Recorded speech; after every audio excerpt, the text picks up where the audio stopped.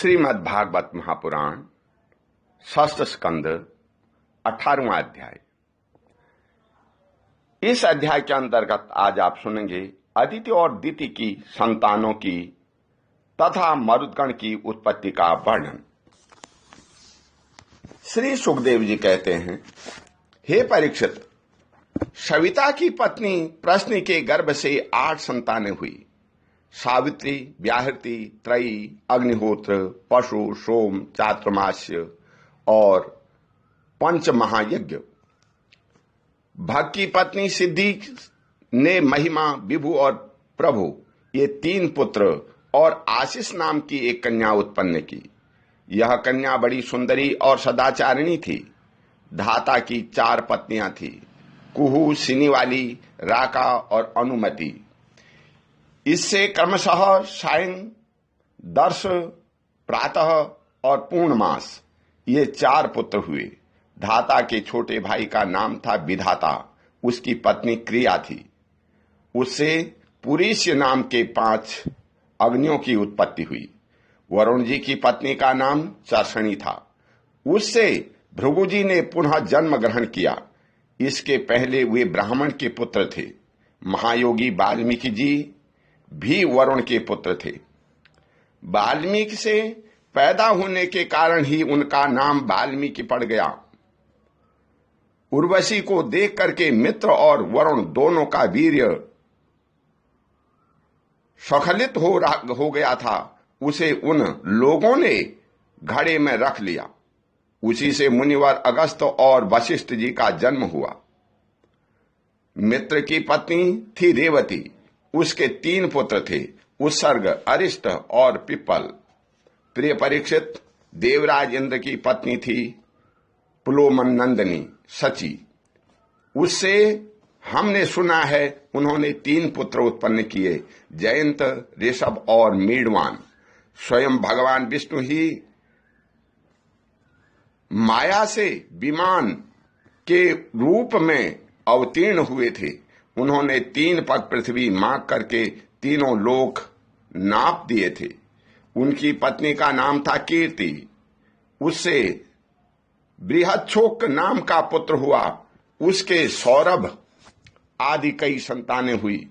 कश्यप नंदन भगवान वामन ने माता अदिति के गर्भ से क्यों जन्म लिया और इस अवतार में उन्होंने कौन से गुण, लीलाएं और पराक्रम प्रकट किए, उनका वर्णन मैं आगे 18वें स्कंद में करूंगा। प्रिय परीक्षित, अब मैं कश्यप की दूसरी पत्नी दिति से उत्पन्न होने वाली उस संतान परंपरा का वर्णन सुनाता हूं, जिसमें भगवान के प्यारे भक्त श्री प्रहलाद जी और बलि का जन्म हुआ। दिति के दैत्य और दानवों के बंदनी ही 2 पुत्र हुए, हिरण्यकश्यप और हिरण्याक्ष। उनकी संक्षिप्त कथा मैं तुम्हें 30 स्कंद में सुना चुका हूं। हिरण्यकश्यप की पत्नी दानवी कयाधु थी। उसके पिता जंभ ने उनका विवाह हिरण्यकश्यप से कर दिया था। कयाधु के 4 पुत्र थे, संहार, अनुहाद, हाद और प्रहाद। उनकी सिंह का नाम की एक बहन थी। उसका विवाह विप्रचित्ति नामक दानव से हुआ। उससे राहु नामक पुत्र की उत्पत्ति हुई। यह वही राहु है जिसका सिर अमृतपान के समय मोहिनी रूपधारी भगवान ने चक्र से काट लिया था। संहार की पत्नी थी कृति। उसके पंचजन्य नामक पुत्र उत्पन्न हुआ। हाथ की पत्नी थी धमनी। उसके 2 पुत्र हुए, वावाति और इल्लव। इस इल्लव ने ही महर्षि अगस्त के आतिथ्य के समय वातापी को पका करके उन्हें खिला दिया। अनुलाद की पत्नी सूर्या थी। उसके 2 पुत्र थे, वास्कल और महिषासुर। प्रहलाद का पुत्र था विरोचन। उसकी पत्नी देवी के गर्भ से दैत्यराज बलि का जन्म हुआ। बलि की पत्नी का नाम ऐसना था। उसने बाण आदि 100 पुत्र हुए। दैत्यराज बलि की महिमा गान करने योग्य है। उसे मैं आगे 8वें अध्याय में सुनाऊंगा। बलि का पुत्र बाणासुर भगवान शंकर की आराधना करके उनके गुणों का मुखिया बन गया। आज भी भगवान शंकर उनके नगर की रक्षा करने के लिए उसके पास ही रहते हैं। दिति के हिरण्यकश्यप और हिरण्याक्ष के अतिरिक्त 49 पुत्र और थे, उन्हें मरुद्गण कहते हैं। वे सब निसंतान थे। देवराज इंद्र ने उन्हें अपने ही समान देवता बना लिया। राजा परीक्षित ने पूछा, हे भगवान, मरुद्गण ने ऐसा कौन सा सत्कर्म किया था जिसके कारण वे अपने जन्मजात असुरोचित भाव को छोड़ सके और देवराज इंद्र के द्वारा देवता बना दिए गए? हे ब्राह्मण, मेरे साथ यहाँ की सभी ऋषि मंडली यह बात जानने के लिए अत्यंत उत्सुक हो रही है, अतः आप कृपा करके विस्तार से यह रहस्य बतलाइए। सूत जी कहते हैं, हे शौनक जी, राजा परीक्षित का प्रश्न थोड़े शब्दों में बड़ा सारगर्भित था। उन्होंने बड़े आदर से पूछा भी था, इसलिए सर्वज्ञ श्री सुखदेव जी महाराज ने बड़े ही प्रसन्न चित्त से उनका अभिनंदन करके यों कहा। श्री सुखदेव जी कहने लगे, हे परीक्षित, भगवान विष्णु ने इंद्र का पक्ष लेकर के दिति के दोनों पुत्र हिरण्याक्ष और हिरण्यकश्यप को मार डाला। अतः दिति शोक की आग से उद्दीप्त क्रोध से जल करके इस प्रकार सोचने लगी, सचमुच इंद्र बड़ा विषयी, क्रूर और निर्दयी है। हे राम, हे राम, उसने अपने भाइयों को ही मरवा डाला। यह दिन कब होगा, वह दिन कब होगा जब मैं भी उस पापी को मरवा करके आराम से सोऊंगी। लोग राजाओं के, देवताओं के शरीर को प्रभु कह करके पुकारते हैं, परंतु यह दिन वह क्रीड़ा, विष्टा या राख का ढेर हो जाता है। इसके लिए जो दूसरे प्राणियों को सताता है उसे अपने सच्चे स्वार्थ या परमार्थ का पता नहीं है, क्योंकि इससे तो नरक में जाना पड़ता है। मैं समझती हूं इंद्र अपने शरीर को नित्य मानकर मतवाला हो रहा है, उसे अपने विनाश का पता ही नहीं है। अब मैं यह उपाय करूंगी जिससे मुझे ऐसा पुत्र प्राप्त हो जो इंद्र का घमंड चूर चूर कर दे। दिति अपने मन से ऐसा विचार करके सेवा, शुश्रूषा, विनय, प्रेम और जितेंद्रियता आदि के द्वारा निरंतर अपने पतिदेव कश्यप को प्रसन्न करने लगी।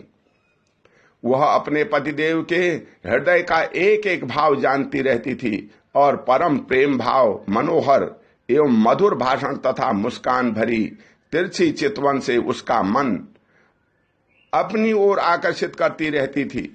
कश्यप जी महाराज बड़े विद्वान और विचारवान होने पर भी चतुर दिति की सेवा से मोहित हो गए और उन्हें विवश होकर के यह स्वीकार कर लिया कि मैं तुम्हारी इच्छा पूर्ण करूंगा।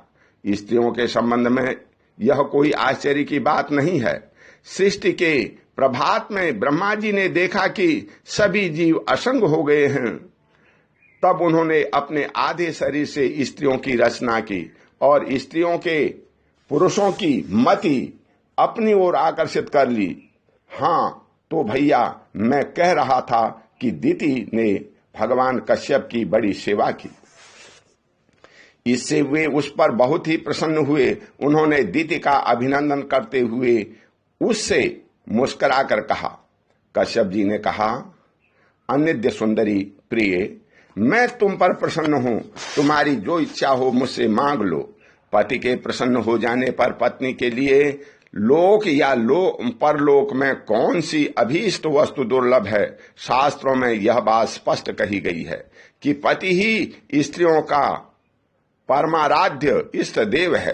हे प्रिय, लक्ष्मीपति भगवान वासुदेव ही समस्त प्राणियों के हृदय में विराजमान हैं। विभिन्न देवताओं के रूप में नाम और रूप के भेद से उन्हीं की कल्पना हुई है। सभी पुरुष चाहे किसी भी देवता की उपासना करें, उन्हीं की उपासना करते हैं। ठीक वैसे ही स्त्रियों के लिए भगवान ने पति का रूप धारण किया है, वे उनकी उसी रूप में पूजा करती हैं। इसलिए हे प्रिय, अपना कल्याण चाहने वाली पतिव्रता स्त्रियां अनन्य प्रेम भाव से अपने पति की ही पूजा करती हैं, क्योंकि पतिदेव ही उनके परम प्रियतम आत्मा और ईश्वर हैं। हे कल्याणी, तुमने बड़े प्रेम भाव से भक्ति से मेरी वैसी ही पूजा की है, अब मैं तुम्हारी सब अभिलाषाएं पूर्ण कर दूंगा। असत्यों के जीवन में ऐसा होना अत्यंत दुर्लभ है। दिति ने कहा, हे ब्राह्मण, इंद्र ने विष्णु के हाथों मेरे 2 पुत्र मरवा करके मुझे निपूति बना दिया है, इसलिए यदि आप मुझे मुंहमांगा वर देना चाहते हैं तो कृपा करके एक ऐसा अमर पुत्र दीजिए जो इंद्र को मार डाले। हे परीक्षित, दिति की बात सुनकर कश्यप जी खिन्न होकर के पछताने लगे। वे मन ही मन कहने लगे, हाय हाय, आज मेरे जीवन में बहुत बड़े अधर्म का अवसर आ पहुंचा। देखो तो सही, अब मैं इंद्रियों के विषयों में सुख मानने लगा हूं। स्त्री रूपणी माया ने मेरे चित्र को अपने बस में कर लिया है। हाय हाय, आज मैं कितनी दीनहीन अवस्था में हूं। अवश्य ही अब मुझे नरक में गिरना पड़ेगा। इस स्त्री का कोई दोष नहीं है, क्योंकि इसने अपने जन्मजात स्वभाव का ही अनुसरण किया है। दोष मेरा है जो मैं अपनी इंद्रियों को अपने बस में न रख सका, अपने सच्चे स्वार्थ और परमार्थ को न समझ सका। मुझ मूढ़ को बार बार धिक्कार है। सच है, स्त्रियों के चरित्र को कौन जानता है। इनका मुंह तो ऐसा होता है जैसे शरद ऋतु का खिला हुआ कमल। बातें सुनने में ऐसी मीठी होती हैं मानो अमृत घोल रखा हो, परंतु हृदय वह तो इतना तीखा होता है कि मानो छुरे की पैनी धार हो।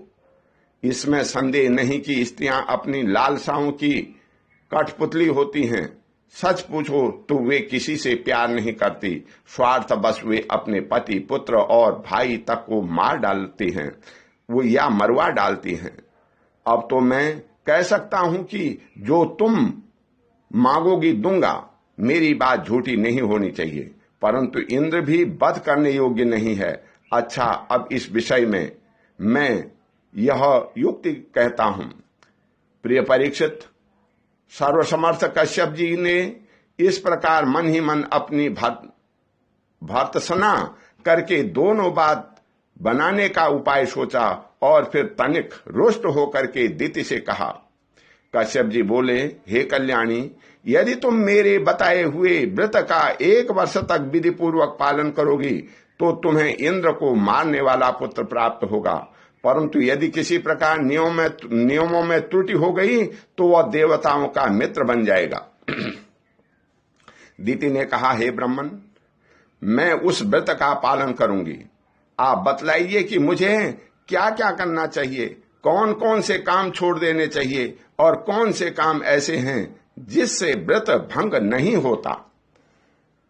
कश्यप जी ने उत्तर दिया, हे प्रिय, इस व्रत में किसी भी प्राणी को मन, वाणी या क्रिया के द्वारा सताए नहीं, किसी को शाप या गाली न दें, झूठ न बोलें, शरीर के नख और रोएं न काटें और किसी भी अशुभ वस्तु का स्पर्श न करें। जिसमें घुस करके स्नान न कर, जल में घुसकर स्नान न करें, क्रोध न करें, दुर्जनों से बातचीत न करें, बिना धुला वस्त्र न पहने और किसी की पहनी हुई माला न पहने, जूठा न खाएं, भद्रकाली का प्रसाद या मांस युक्त अन्न का भोजन न करें, शूद्र का लाया हुआ और रजस्वला का देखा हुआ अन्न भी न खाएं और अंजलि से जलपान न करें, झूठे मुंह बिना आचमन किए, संध्या के समय बाल खोले हुए, बिना श्रृंगार के, वाणी का संयम किए बिना और बिना चद्दर ओढ़े घर से बाहर न निकलें, बिना पैर धोए, अपवित्र अवस्था में गीले पांवों से उत्तर या पश्चिम सिर करके दूसरे के साथ नग्न अवस्था में तथा सुबह शाम सोना नहीं चाहिए। इस प्रकार ये निषिद्ध कर्मों का त्याग करके सर्वदा पवित्र रहें, धुला वस्त्र धारण करें और सभी सौभाग्य के चिन्हों से सुसज्जित रहें। प्रातःकाल कलेवा करने के पहले ही गाय, ब्राह्मण, लक्ष्मी जी और भगवान नारायण की पूजा करें। इसके बाद पुष्पमाला, चंदन आदि सुगंध द्रव्य, नैवेद्य और आभूषण आदि से सुहागिनी स्त्रियों की पूजा करें तथा पति की पूजा करके उनकी सेवा में संलग्न रहें और यह भावना करती रहें कि पति का तेज मेरी कोख में स्थिर है। हे प्रिय, इस व्रत का नाम पुंसवन है। यदि यह वर्ष तक तुम इसे बिना किसी त्रुटि के पालन कर सकोगी तो तुम्हारी कोख से इंद्रघाती पुत्र उत्पन्न होगा। हे परीक्षित, दिति बड़ी मनस्विनी और दृढ़ निश्चय वाली थी। उसने बहुत ठीक कह करके उसकी आज्ञा स्वीकार कर ली।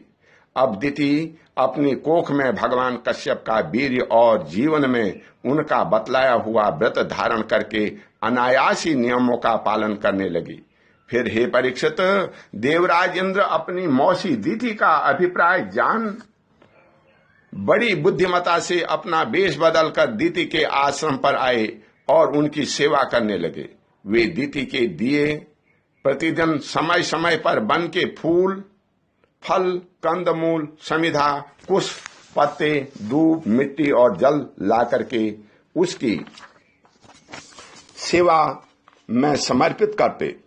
हे राजन, जिस प्रकार बहेलिया हरित को मारने के लिए हरिण की सी सूरत बना करके उसके पास जाता है, वैसे ही देवराज इंद्र भी कपट वेश धारण करके व्रत परायणा दिति के व्रत पालन की त्रुटि पकड़ने के लिए उनकी सेवा करने लगे।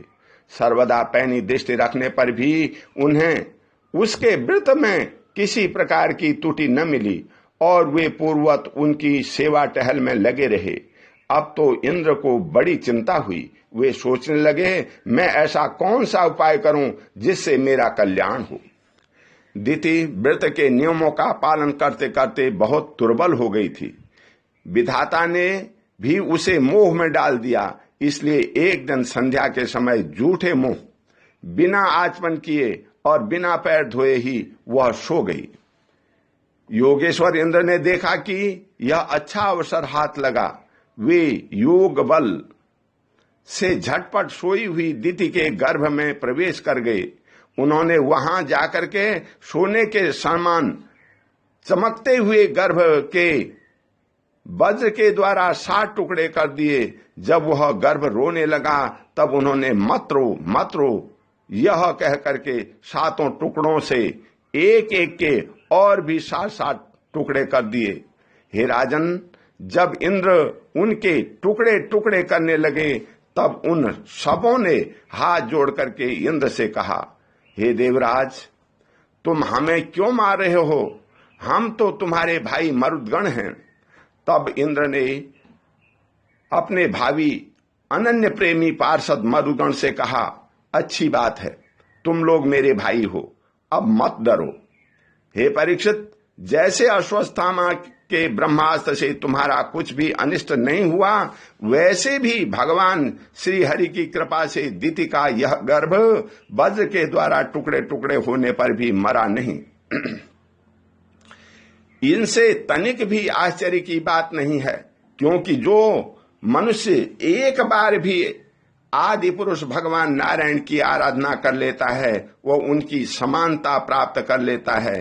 फिर दिति ने तो कुछ भी दिन कम 1 वर्ष तक भगवान की आराधना की थी। अब वे 49 मरुदगण इंद्र के साथ मिलकर के 50 हो गए।